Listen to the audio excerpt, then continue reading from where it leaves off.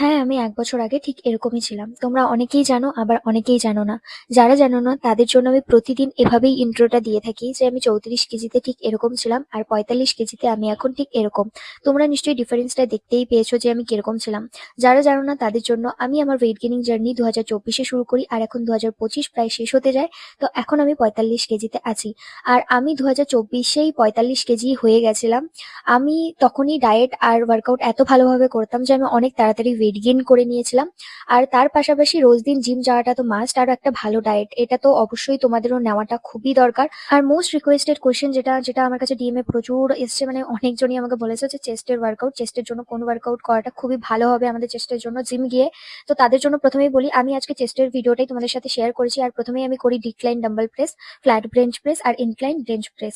তো এই ৩ টে বেঞ্চ প্রেসের ভাগ, তারপর আমি কেবল ক্রস করি আর পিটি ফ্লাই করি। এই ৩ টে খুবই ভালো মানে ওয়ার্কআউট চেস্টের জন্য, তোমরাও ট্রাই করতে পারো। যারা কিনা জিম জয়েন করেছো আর ওয়েট গেইনিং জার্নি স্টার্ট করেছো তাদের জন্য খুবই ভালো হবে। হ্যাঁ, তার পাশাপাশি ডায়েটটা একদম ঠিক রাখবে আর ওয়ার্কআউট করবে। আর হ্যাঁ, কোনো সমস্যা হলে অবশ্যই আমাকে তোমরা কমেন্ট করতে পারো, যার যেটা প্রবলেম হয় ওয়েট গেইনিং এ আর যার যেটা জানার আছে সেটার জন্য। তাহলে আমি নেক্সট ভিডিও সেটাই করার চেষ্টা করবো। আমি এখন তোমাদের ডিমান্ড অনুযায়ী ভিডিও করার চেষ্টা করছি, ডিএম চেক করে। তাই আজকে আমি চেস্টের ওয়ার্কআউটটা শেয়ার করলাম। তো যদি ভিডিওটা ভালো লাগে অবশ্যই লাইক, কমেন্ট, শেয়ার, সাবস্ক্রাইব করতে ভুলো না। আর নিউ ডায়েট আর টিপসের জন্য ফলো করে দিও। যাদের ওয়েট গেইন হচ্ছে না তাদের সাথে এই ভিডিওটা অবশ্যই শেয়ার করো। বাই।